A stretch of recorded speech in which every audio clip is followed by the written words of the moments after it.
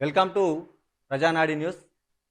ఈరోజు దిశ తెలుగు దినపత్రికల ఒక న్యూస్ చూద్దాం. ఇలా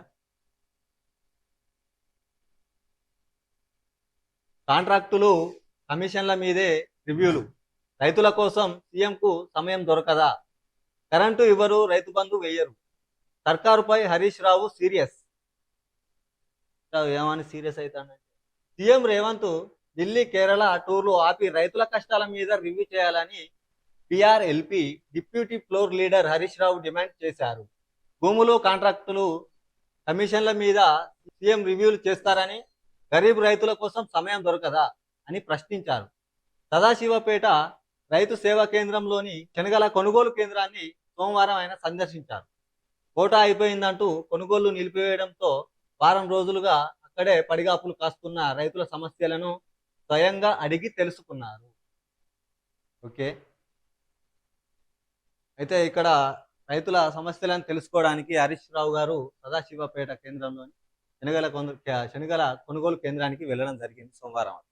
అయితే ఇక్కడ మ్యాటర్ ఏంటంటే, మేము మాట్లాడేది రైతుల కరెంటు కోసం, రైతు బంధు కోసం. హరీష్ రావు గారు ఏం చెప్పారంటే, కరెంటు ఇవ్వరు, రైతు బంధు వేయరు. కరెంటు గురించి చూసుకుంటే ప్రస్తుతానికి రైతులకు కరెంటు విషయంలో చాలా ఇబ్బందులు జరుగుతుందని మనం అనుకోవాలి. ఎందుకంటే పొలాలు ఇప్పుడు మంచి పొట్ట దశలో, ఈనే దశలో ఉన్నాయి. ఖచ్చితంగా నీటి తడులు అనేది చాలా అవసరం. అయితే ఈ కరెంటు రెగ్యులర్గా ఉండకపోవడం, ఈ ఎండ తీవ్రత పెరగడం వల్ల, మోటార్లు కూడా తక్కువ పోయడం వల్ల పారకం అనేది పారడం లేదు, పొలాలు ఎండిపోవడం. మొక్కజొన్న పంటలు కూడా ఇప్పుడు చాలా మంది చూసుకున్నట్లయితే చాలా రైతులు మొక్కజొన్న పంటలు కూడా వేయడం జరిగింది. వాటికి కూడా నీళ్లు ఇప్పుడు చాలా అత్యంత కీలకమైన సమయం ఇప్పుడు నీళ్లు పెట్టడం అనేది. అయితే ఇప్పుడు మనకు ఎండల తీవ్రత పెరగడం వల్ల మోటార్ల బోర్లు పోయడమే తక్కువ పోస్తున్నాయంటే, ఈ కరెంటు కొరత అనేది కూడా చాలా ఇబ్బందిగా ఉంది. కరెంటు కొరత ఉండడం వల్ల ఏంటంటే మోటార్లు తక్కువ పోయడం, కరెంటు కొరత ఉండడం వల్ల పారుదల తక్కువగా ఉండడం జరుగుతుంది. అయితే ఖచ్చితంగా కరెంట్ అనేది ఇచ్చే సమయాన్ని ఖచ్చితంగా ఇవ్వాలి. ఎందుకంటే తక్కువ సమయం ఇవ్వడం వల్ల పారక పంటలు నష్టపోతున్నారు రైతులు.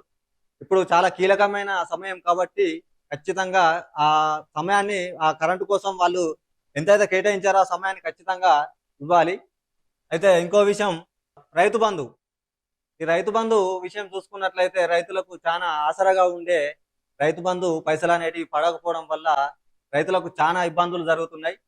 అయితే ఈ రైతు బంధు పైసలు వస్తే ఏదన్నా పెట్టుబడికి, ఎరువులు తెచ్చుకోవడానికో, మందులకో, కూలీనాలకో వాళ్ళకు అవసరం పడతాయి. ఇప్పుడు అత్యంత కీలకమైన సమయంలో ఈ రైతు బంధు పడకపోవడం వల్ల కూడా రైతులకు చాలా పెద్ద దెబ్బ అనేది చెప్పుకోవచ్చు. ఈ రైతు బంధు అనేది ఇప్పుడు హరీష్ రావు గారు మాట్లాడినట్టు రైతు బంధు ఒక హరీష్ రావు గారు అనే కాదు, ప్రతి ఒక్క ప్రజానాయకుడు ముందుకొచ్చి ఈ రైతు బంధు పడేలాగా, ఈ కరెంటు ఎప్పటికీ ఉండేలాగా చూసుకోవాలని ప్రతి ఒక్క ప్రజానాయకుడి బాధ్యతని తెలియజేయడం జరుగుతుంది. ఖచ్చితంగా దీన్ని మన అధికారుల దృష్టికి తీసుకెళ్ళాలి. ఈ కరెంటు కొరత లేకుండా రైతు బంధు వెంటనే తద్వారా తొందరనే పడేలాగా చేయాలి. రైతులకు అన్యాయం జరగకుండా ఖచ్చితంగా ప్రతి ఒక్క ప్రభుత్వం తోడ్పడుతుందని మేము అనుకుంటున్నాం. ఇలాంటి సమస్యల మీద మా ప్రజానాడి న్యూస్ ఎప్పుడు పోరాడుతూనే ఉంటుంది. ఇంకా కొన్ని విషయాలు, రైతులు కూడా పంటలు పండక చాలామంది కూడా మన గ్రామాల నుండి పట్టణాలకు వెళ్ళిపోవడం జరుగుతుంది. ఈ నీటి కొరతలు, పెట్టుబడులు పెట్టి గిట్టుబాటు ధర లేక, ఇటు పంటలకు సరైన కరెంటు లేక, నీరు రాక, ఇలా ఇబ్బందులు పడి చాలామంది రైతులు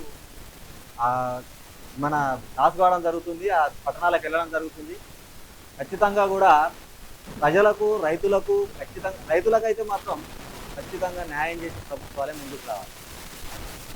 ఖచ్చితంగా ప్రభుత్వాలు రైతులకు న్యాయం చేయాలి.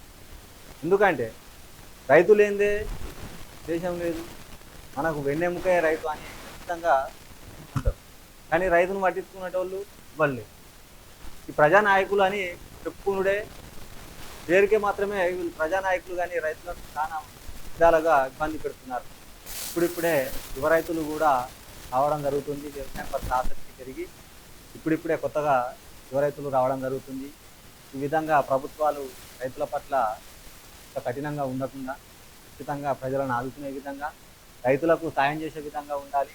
ప్రతి ఒక్కరికి కూడా వ్యవసాయం అంటే ఇంకా మక్కువ పెరిగి వ్యవసాయాన్ని చేయడానికి పట్టణాలకు వెళ్ళిన, వలస వెళ్ళిన వాళ్ళు కూడా మళ్ళీ గ్రామాలకు వచ్చి వ్యవసాయం చేసుకునేటట్టుగా ప్రోత్సహించాలని ప్రభుత్వాన్ని కోరుతున్నా.